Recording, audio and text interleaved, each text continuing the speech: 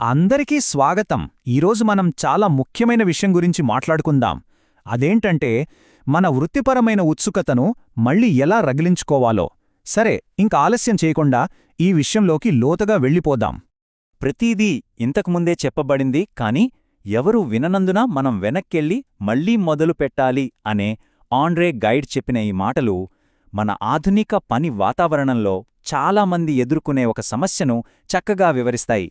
రోజూ అవే పనులు, అవే బాధ్యతలు, ఏదో కొత్తదనం కోల్పోయినట్టే అనిపిస్తూ ఉంటుంది కదూ.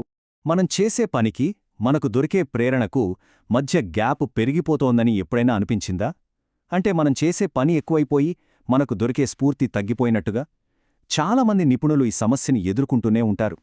పనైతే జరిగిపోతూ ఉంటుంది, కాని మనసులో కొత్త ఆలోచనలు పుట్టడం ఆగిపోతుంది. ఇప్పుడు మనం మొదటి విభాగానికి వద్దాం. దీన్ని మనం పని ఒత్తిడి శాపం అని పిలుచుకోవచ్చు.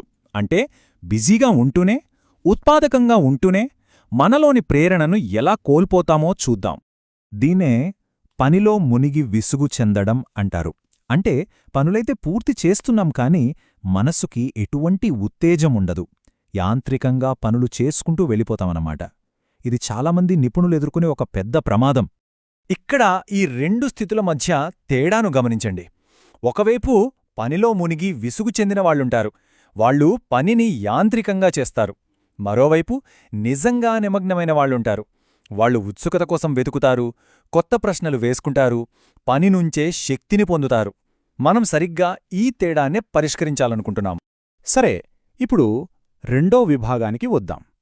అసలు మనలో ఈ ఉత్సుకత ఎందుకు తగ్గిపోతుంది? మన సృజనాత్మకతను ఏ శక్తులు వెనక్కి లాగుతున్నాయో ఇప్పుడు చూద్దాం.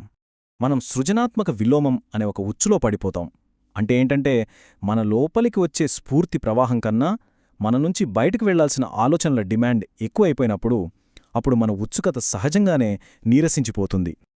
ఈ స్లైడ్ ఒక ముఖ్యమైన విషయాన్ని చూపిస్తుంది. అదే వినోదానికి, నిమగ్నతకు మధ్య ఉన్న తేడా. వినోదమనేది మన ఖాళీ సమయాన్ని నింపేస్తుంది, కాని నిమగ్నత అనేది లోతైన ఆలోచనలకు దారితీస్తుంది. గొప్ప ఆలోచనలు తరచుగా నిశ్శబ్దంలో పుడతాయి, కాలక్షేపంలో కాదు. ఓకే, ఇప్పటిదాకా సమస్య గురించి మాట్లాడాం కదా, ఇప్పుడు పరిష్కారాల వైపు వెళ్దాం. ఈ విభాగం మనకు ఆచరణాత్మకంగా, ఆశాజనకంగా ఉంటుంది. ఉత్సుకతను మళ్లీ ఎలా రగిలించుకోవాలో చూద్దాం.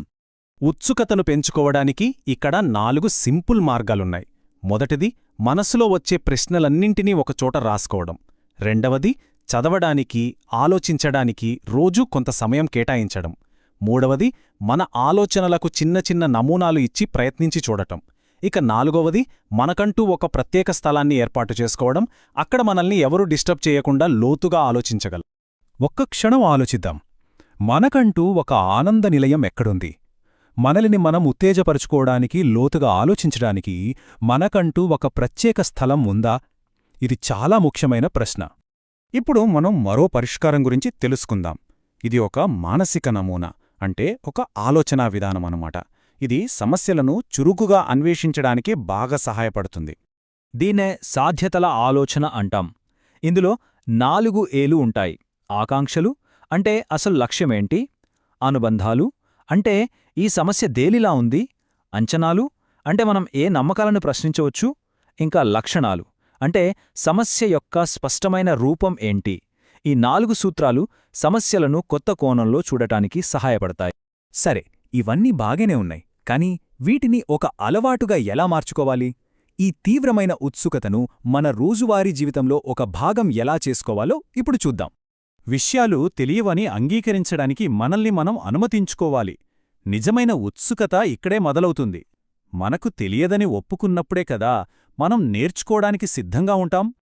సో ఈ మొత్తం విశ్లేషణ నుంచి మనం నేర్చుకోవాల్సిన ముఖ్యమైన విషయం ఏంటంటే, అద్భుతమైన ఆవిష్కరణలు సమాధానాల నుంచి రావు. అవి సరైన ప్రశ్నలు అడగడం ద్వారా, సమస్యలను లోతుగా పరిశీలించడం ద్వారా, పాత అంచనాలను సవాలు చేయడం ద్వారానే పుడతాయి. ఈ విశ్లేషణ ఇక్కడతో ముగిసిన. ఈ ఒక్క ప్రశ్న మనతోనే ఉండాలి.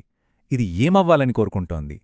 మన పనిలోగాని, జీవితంలోగాని ఈ ప్రశ్నను వేసుకుంటూ ఉంటే అది మనల్ని ఎప్పుడూ కొత్త మార్గాల వైపు నడిపిస్తూనే ఉంటుంది.